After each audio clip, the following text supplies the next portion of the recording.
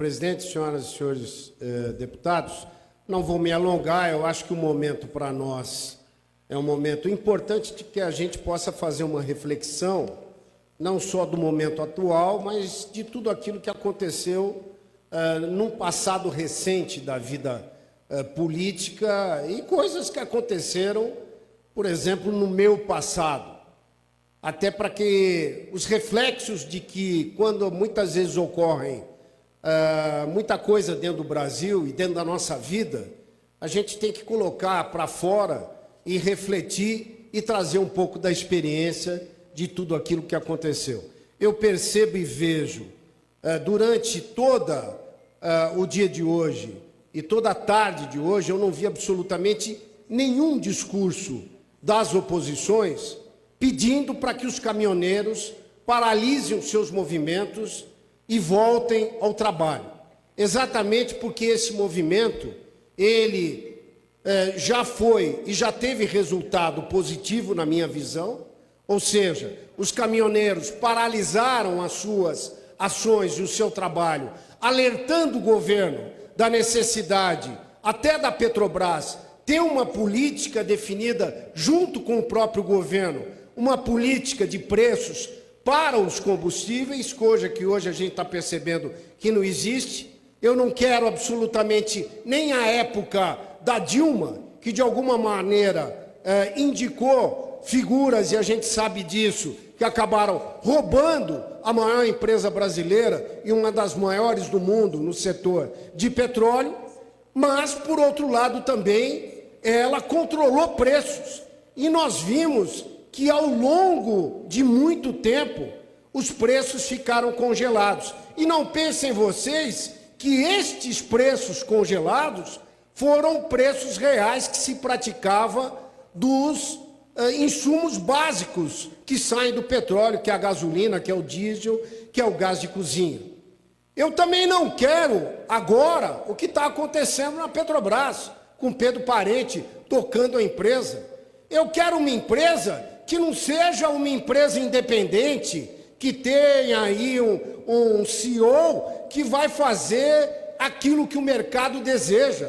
Não só o mercado nacional, que tem ações da Petrobras, mas principalmente o mercado internacional. É lógico que nós queremos a Petrobras como uma das grandes empresas e ela está retomando esta credibilidade no mundo. Mas nós somos produtores de petróleo, nós somos autossuficientes em petróleo e nós precisamos sim ter preços condizentes com a produção que temos.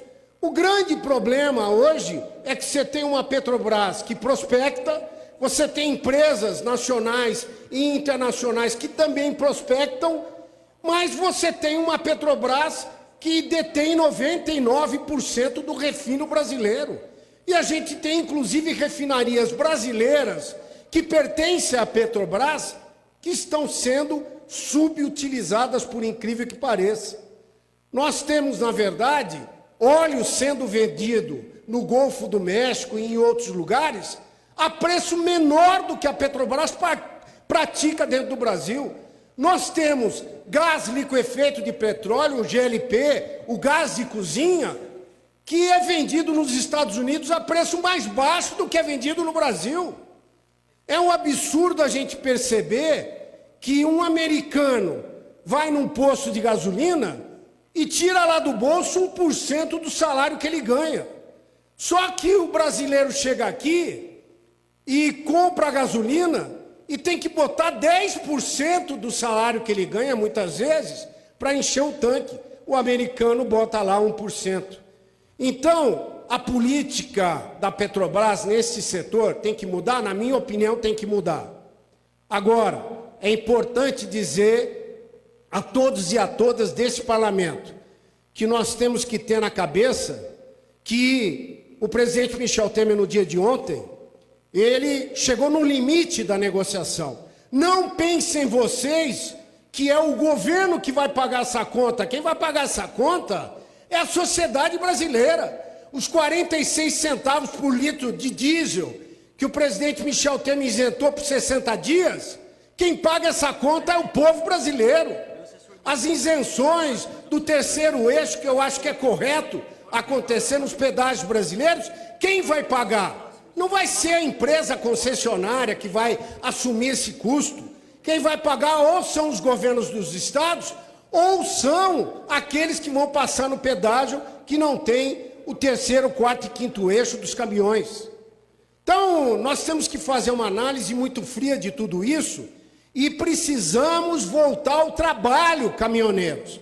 É muito importante que os caminhoneiros autônomos, os caminhoneiros que trabalham nas empresas brasileiras, voltem ao trabalho, porque nós estamos com problemas gravíssimos de abastecimento, não só de combustível, mas nós temos problema gravíssimo de abastecimento nos supermercados brasileiros.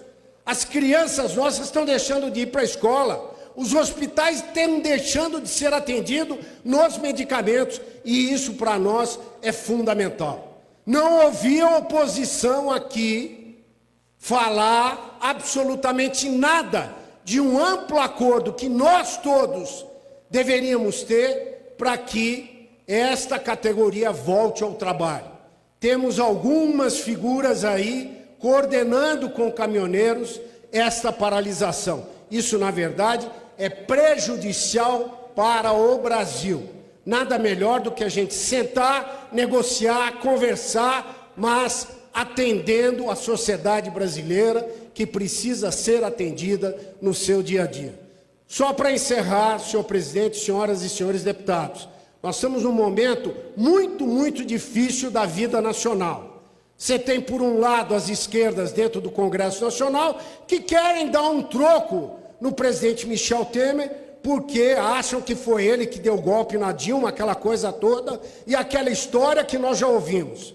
Mas nós temos uma direita no Brasil que quer a volta dos militares. Eu tenho 66 anos, vou fazer 67. Eu vi meu pai ser preso dentro da minha casa e eu tinha 13 anos de idade, pelos revolucionários, pelo Exército, pela Aeronáutica e pela Marinha. E eu não quero isso novamente no Brasil. Eu tenho um respeito muito grande pelas Forças Armadas no dia de hoje. Ajudam e trabalham pelo Brasil. Mas eu não quero absolutamente que haja novamente uma revolução e um controle de militares dentro do país. Se militar quer controlar alguma coisa dentro do Brasil, como deputado, como senador, como deputado estadual, como presidente da República, vai lá ser candidato para ser votado. Nós temos 4 meses ainda para as eleições. O presidente Michel Temer é alguém que respeita a Constituição. Eu acredito que todos nós, Câmara, presidente da Câmara, presidente do Senado, as nossas instituições, Supremo Tribunal Federal, todas essas instituições brasileiras precisam estar unidas no sentido de respeitar a Constituição que foi escrita em 1988. É muito importante que a gente faça esta reflexão. Eu faço essa reflexão porque vivi o momento, vivi e vi meu pai preso porque era deputado federal, cassado pela Revolução de 64. E não quero isso novamente.